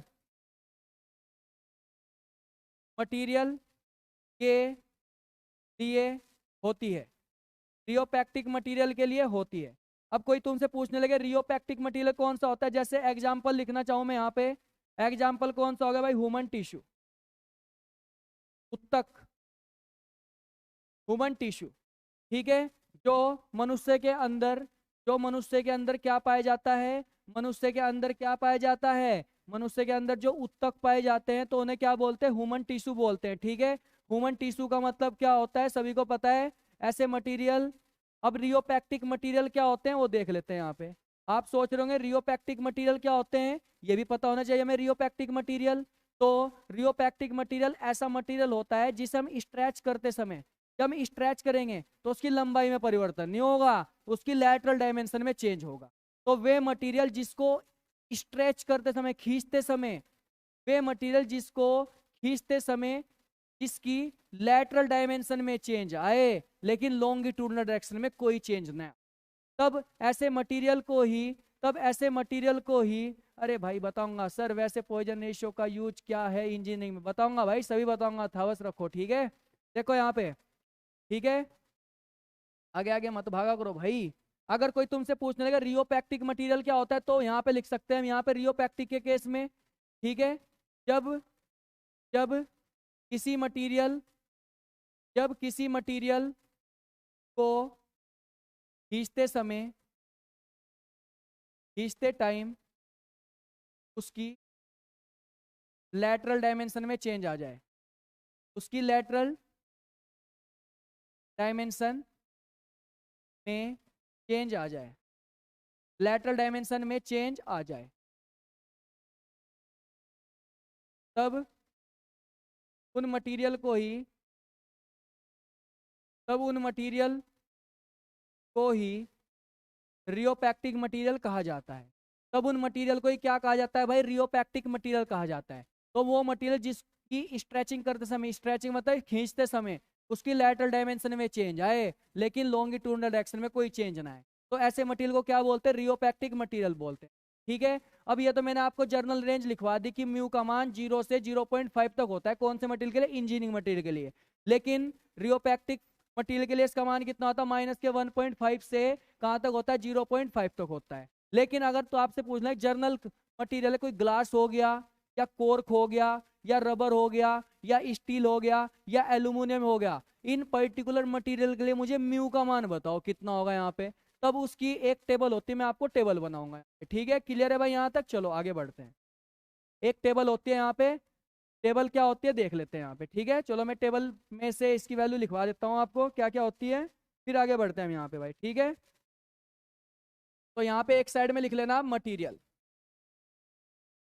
ठीक है, यहाँ पे लिख लेना म्यू, म्यू को क्या बोलते हैं, पॉइजन रेशियो। तो सबसे पहले मैंने लिया कोर्क, कोर्क को क्या बोलते हैं, छाल। कोर्क के केस में म्यू का मान कितना होता है भाई स्टूडेंट, 0। कोर्क के केस में म्यू का मान कितना होता है, 0। अगर कोई तुमसे पूछने लगे रबर के लिए बताओ इसका मान कितना होता है, रबर के लिए कितना होता है इसका मान 0.5। ये क्या होती है, परफेक्टली इलास्टिक मटेरियल होता है। रबर क्या होती है, perfectly elastic material, perfectly elastic material, perfectly elastic material. Rubber के केस में म्यू का मान कितना होता है, 0.5। जब क्योंकि म्यू का अधिकतम मान कितना होता है, 0.5 ही होता है, म्यू का अधिकतम मान कितना होता है, 0.5 ही होता है। तो 0.5 कौन से मटेरियल के लिए होता है, वो होता है परफेक्टली इलास्टिक मटेरियल के लिए। और परफेक्टली इलास्टिक मटेरियल कौन सा आता है यहाँ पे, रबर। नेक्स्ट तीसरा केस, अगर कोई आपसे पूछने लगे कॉन्क्रीट के लिए इसका मान कितना होता है, तो कॉन्क्रीट के लिए इसका मान कितना होता है, 0.1 से 0.2। लेकिन अगर कहीं रेंज नहीं दे रखी तो डिजाइन के लिए 0.15 पे हम क्या लगा देंगे, वहां पे निशान लगा देंगे। ठीक है, तीसरा केस, चौथा केस सॉरी, चौथे केस के लिए म्यू का मान कितना होता है वो देख लेते हैं यहाँ पे। चौथे केस के लिए क्या होता है, मेटल्स, मेटल्स में कुछ भी चीजें आ सकती है, तो मेटल के केस में इसका मान 0.25 से 0.4 तक वेरी करता है। पांचवा केस एल्यूमिनियम, एल्यूमिनियम के लिए इसका मान कहाँ से कहाँ तक होता है, इसका मान होता है 0.3 होता है। ऐसे अगर छठा केस देखना चाहूँ मैं स्टील के लिए, स्टील के लिए इसका मान होता है 0.27 से 0.3। ठीक है भाई यहाँ तक, चलो ये भी हो गया। अगर मैं स्टेनलेस स्टील की बात करूँ, stainless steel, stainless steel, stainless steel किसे बोलते हैं, वो स्टील जिसपे जंग ही ना लगे, तो उसके लिए कितना होता है, 0.35 होता है। ठीक है, अगर कॉपर की बात करूँ भाई आठवां, कॉपर की बात करें अगर हम यहाँ पे, तो कॉपर के केस में इसका मान कितना होता है, 0.355। क्लियर है भाई यहाँ तक, चलो उतार लो भाई लो से।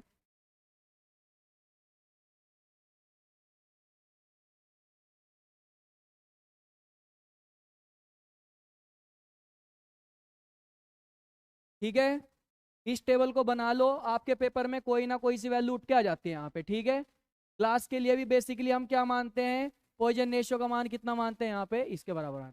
तो थियोरटिकली रबर हाँ हाँ हाँ हाँ भाई, थियोरटिकली रबर क्या होती है, ब्रिटल मटेरियल होता है। ठीक है, थियोरटिकली रबर क्या होती है, एक ब्रिटल मटेरियल होता है, तो यहाँ पे लिख सकते हो आप। अभी मैं इसका रीजन ही बताऊंगा तुम्हें क्यों होता है। ठीक है, और ब्रिटल मटेरियल।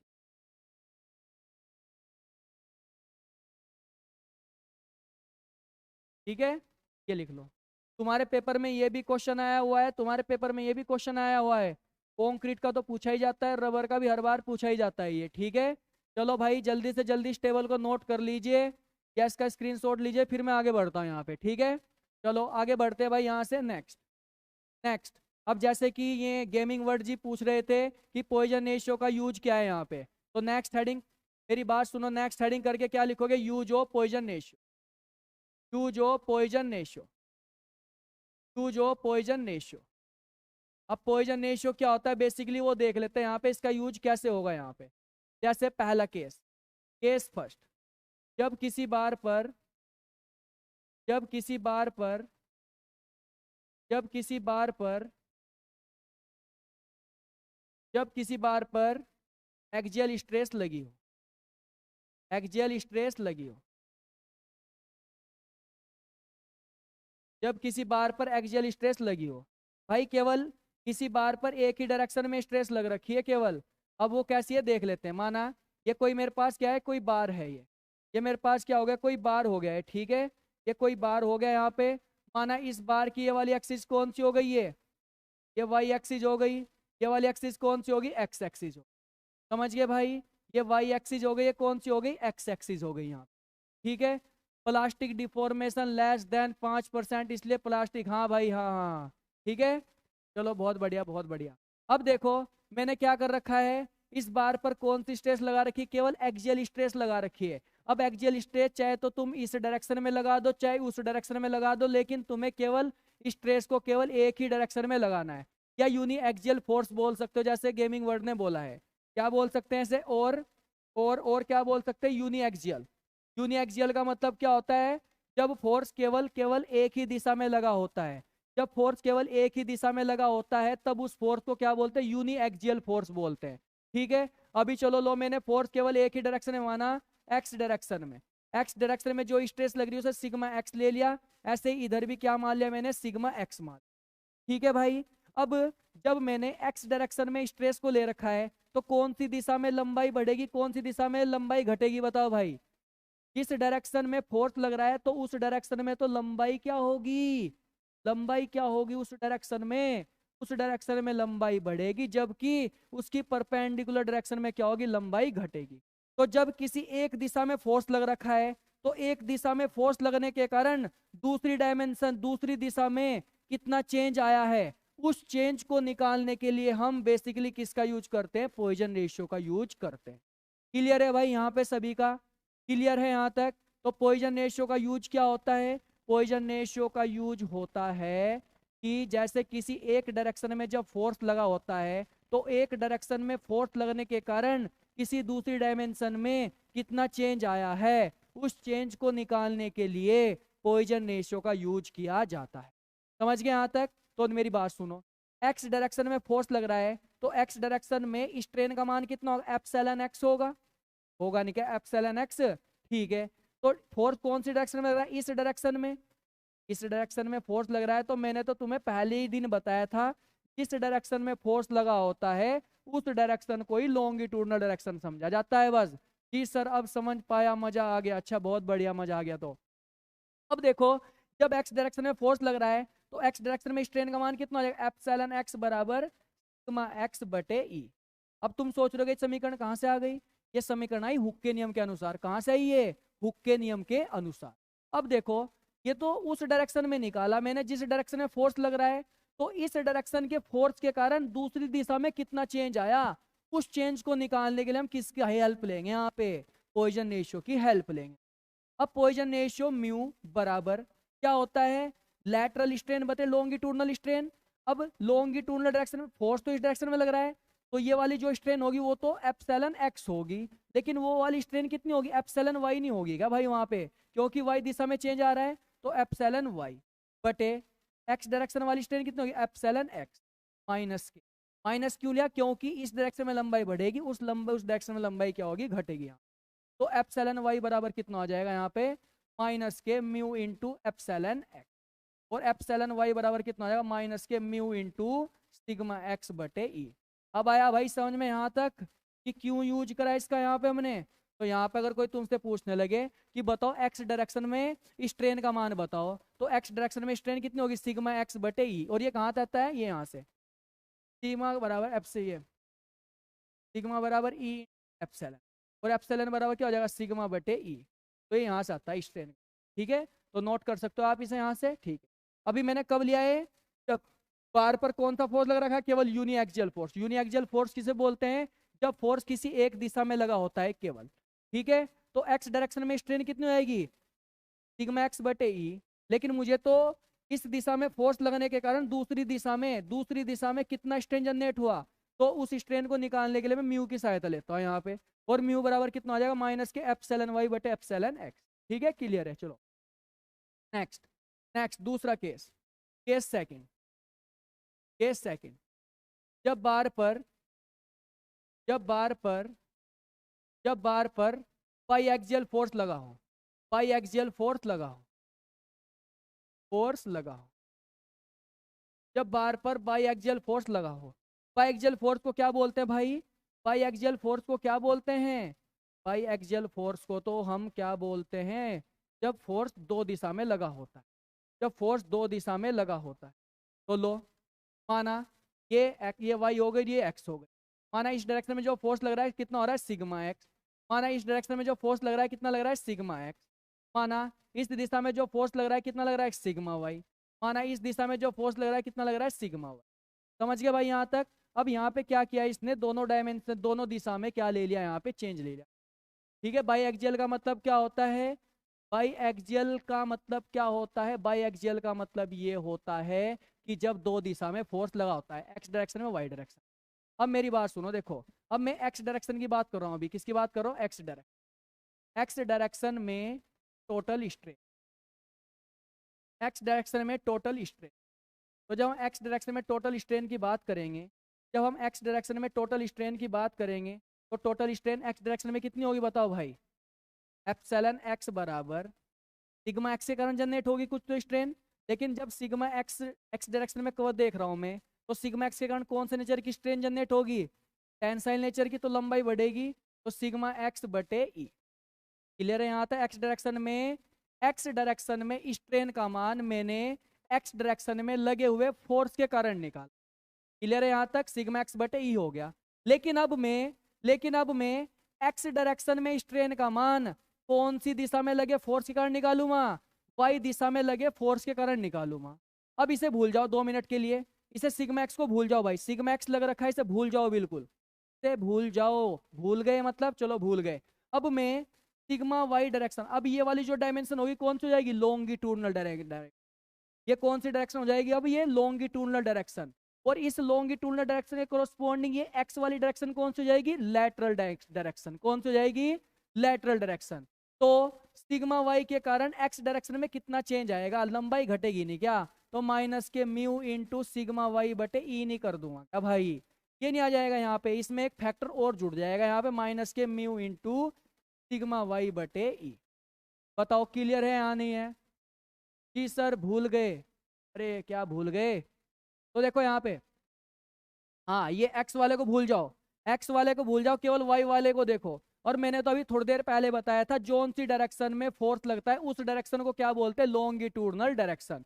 तो जब एक्स डायरेक्शन वाले फोर्स को भूल गए, तो वाई डायरेक्शन वाला फोर्स कौन सी डायरेक्शन होगी, लॉन्गिट्यूडनल डायरेक्शन। तो वाई के कारण एक्स डायमेंशन में कितना चेंज आया, एक्स डायमेंशन में कितना चेंज आया, उसको निकालने के लिए हम किसकी सहायता लेंगे, म्यू की सहायता लेंगे। उसका म्यू टाइम्स क्या कर देंगे, सिग्मा वाई बटे ई कर देंगे। क्लियर है भाई। तो एक्स डायरेक्शन में टोटल स्ट्रेन का मान कितना हो जाएगा, इतना हो जाएगा यहाँ पे। अब ऐसे ही मैं अगर वाई डायरेक्शन की बात करना चाहूँ, वाई डायरेक्शन में टोटल स्ट्रेन, वाई डायरेक्शन में क्या हो जाएगी टोटल स्ट्रेन, एप्सिलॉन वाई बराबर, तो वाई डायरेक्शन की बात कर रहा हूँ, तो वाई डायरेक्शन के कारण वाई दिशा में तो फोर्स लग रहा है, और वाई दिशा में फोर्स लगने के कारण उसकी तो लंबाई बढ़ रही है। तो जब लंबाई बढ़ रही है तो यहाँ पे क्या हो जाएगा, एप्सिलॉन सिग्मा वाई बटे ई।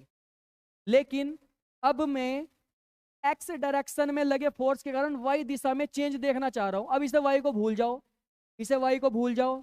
जब वाई को हम भूल जाएंगे तो एक्स डायरेक्शन में जो फोर्स लग रहा है, तो इसके कारण वाई डायमेंशन में कितना चेंज आया है, कितना चेंज आया, माइनस के म्यू इंटू सिग्मा एक्स बटे ई।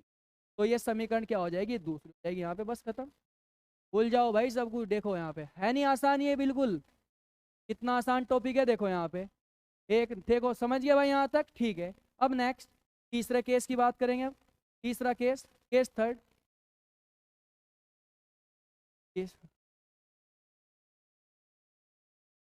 जब बार पर ट्राइएक्सियल लोड लगा हो, ट्राइएक्सियल लोड लगा हो,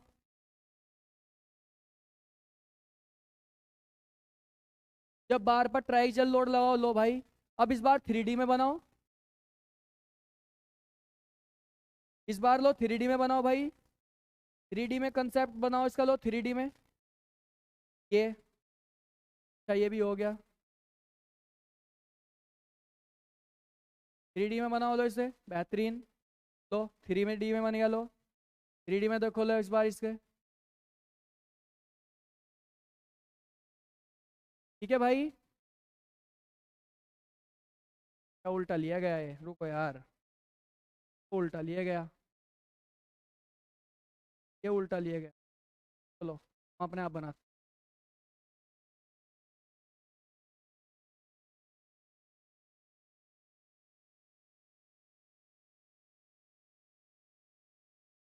ये एक्स डायरेक्शन ले ली, ये वाई डायरेक्शन ले ली, ये जेड डायरेक्शन ले।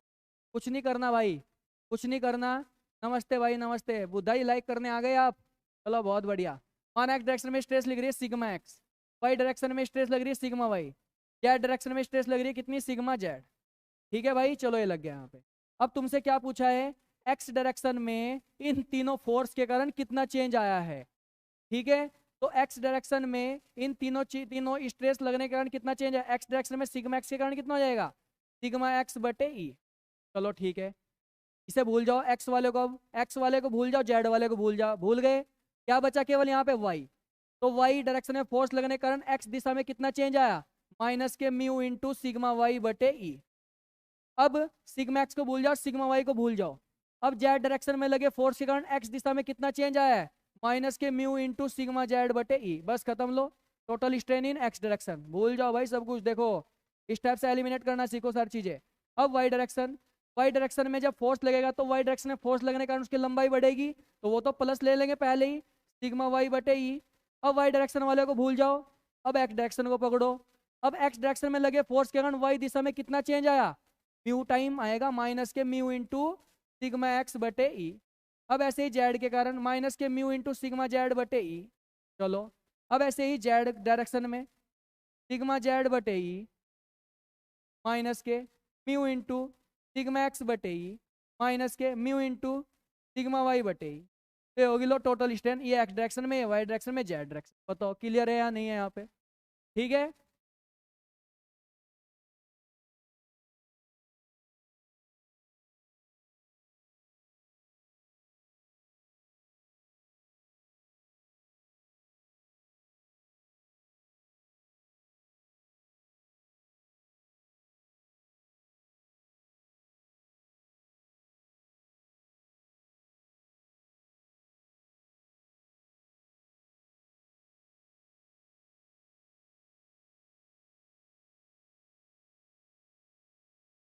क्लियर है सर, क्लियर, चमक गया सर जी, क्या चमक गया, क्या क्लियर चमक गया। चलो ठीक है, चमक गया तो चलो ठीक है भाई, आज सेशन को हम यहीं तक खत्म, यहीं पे रखेंगे। ठीक है, आज सेशन को यहीं तक रखेंगे क्योंकि दूसरी क्लास भी स्टार्ट होने वाली है हमारी। अगर आपको कोई डाउट है तो आप पूछ सकते हो जल्दी से जल्दी, ठीक है। चलो गेमिंग वर्ड का एक कल डाउट था, एक क्वेश्चन पूछा था गेमिंग वर्ड ने सोयल मैकेनिक्स में। तो जैसे मेरी बात सुनो, जब जब 75 माइक्रोन, ये क्या होगी, 75 माइक्रोन की सी हो गई, ये जी 75 माइक्रोन की सी ऊपर 50% से ज़्यादा पार्टिकल क्या हो गए, रिटेंड हो गए। यदि 75 माइक्रोन की सी ऊपर 50% से ज़्यादा पार्टिकल क्या हो गए, रिटेंड हो गए, तो सोयल को क्या बोलते हैं, कोर्स ग्रेन सोयल बोलते हैं। क्या बोलते हैं उसे, कोर्स ग्रेन सोयल बोलते हैं। भाई अपने आप कर लेना, मैं थोड़ा कंसेप्ट बता देता हूँ बस तुम्हें, और कुछ नहीं करना उसमें, ठीक है मेरे भाई। देखो यहाँ पे, अगर 75 माइक्रोन की सी उस पर 50% से ज़्यादा पार्टिकल क्या हो गए, रिटेंड हो गए, तो सोयल को क्या बोलेंगे, कोर्स ग्रेन सोयल। यदि 50% से ज़्यादा पार्टिकल 75 माइक्रोन की सी से पास हो गए, तो सोयल को क्या बोलेंगे, फाइन ग्रेन सोयल। क्या बोलेंगे उसे, फाइन ग्रेन सोयल। अब मुझे क्या करना है, इस कोर्स ग्रेन सोयल में भी कैटेगरी बनानी है कि सैंड कौन सी होगी और ग्रेवल कौन सी होगी, ये वाली कैटेगरी बनानी है। तब इन दोनों को डिवाइड करने के लिए मेरे पास एक बैरियर होता है, कौन सा बैरियर, 4.75 mm वाली सीव का, 4.75 mm वाली सीव का। अब यहाँ पे क्या है, अगर अगर 50% से ज़्यादा पार्टिकल 4.75 पे क्या हो गए, रिटेंड हो गए, तब उस सोइल को क्या बोलते हैं, ग्रेवल। यदि 50% से ज्यादा पार्टिकल 4.75 से क्या हो गए, पास हो गए, तब उस सोइल को क्या बोलेंगे भाई, यहाँ पे हम सैंड, क्या बोल देंगे उसे, सैंड बोल देंगे। लेकिन वहां पे जो आपके पेपर में जो जो तुमने ग्रुप में क्वेश्चन भेज रखा था, उस ग्रुप में क्या था, उसमें कितने परसेंट पार्टिकल थे, 700 के समथिंग थे शायद, 980 ग्राम पार्टिकल क्या हो रहे थे, 4.75 की सीयू से क्या हो रहे थे, वो पास हो रहे थे। 980 ग्राम पार्टिकल क्या थे 1000 में से, 4.75 mm की सीयू से क्या थे, छोटे थे, ठीक है। लेकिन जो 20 ग्राम पार्टिकल थे वो तो 75 माइक्रोन सीयू से क्या थे, छोटे थे। तो इसका मतलब 50% से ज्यादा पार्टिकल क्या हो गए हैं भाई, 4.75 सीयू से पास हो गए हैं, और फिर 76 माइक्रोन की सीयू से क्या हो गए हैं, रुक गए हैं वहां, ठीक है। सैंपल लेंगे, हाँ हाँ, तो सर 4.75 पर कौन सा सैंपल लेंगे, देखो भाई बराबर के केस के लिए क्या लिया जाता है, ग्रेवल लिया जाता है, ठीक है। जब किसी सोइल में पार्टिकल का साइज, जब किसी सोइल में पार्टिकल का साइज 4.75 mm से ज्यादा या उसके बराबर होता है, तब उसे क्या बोलते हैं, ग्रेवल, उसे क्या बोलते हैं, ग्रेवल, ठीक है। चलो ठीक है फिर स्टूडेंट यार, आज के लिए इतना ही रखते हैं, ठीक है, क्योंकि दूसरी क्लास भी होने वाली है हमारी कल। गेमिंग वर्ड आप थोड़ा जल्दी आना, ठीक है, क्योंकि स्टार्टिंग में ही मैं आपको ये क्वेश्चंस बता दूंगा, ठीक है। थोड़ा जो मैंने कंसेप्ट बताया बस आप इस कंसेप्ट के बेस पे करना हो, क्वेश्चन आराम से हो जाएगा तुम्हारा, ठीक है। नहीं तो मैं खुद सोल्व करके आपको ग्रुप में सेंड कर दूंगा उस क्वेश्चन को, ठीक है। चलो ठीक है फिर भाई स्टूडेंट, गुड नाइट सभी को, टेक केयर, ओके बाय।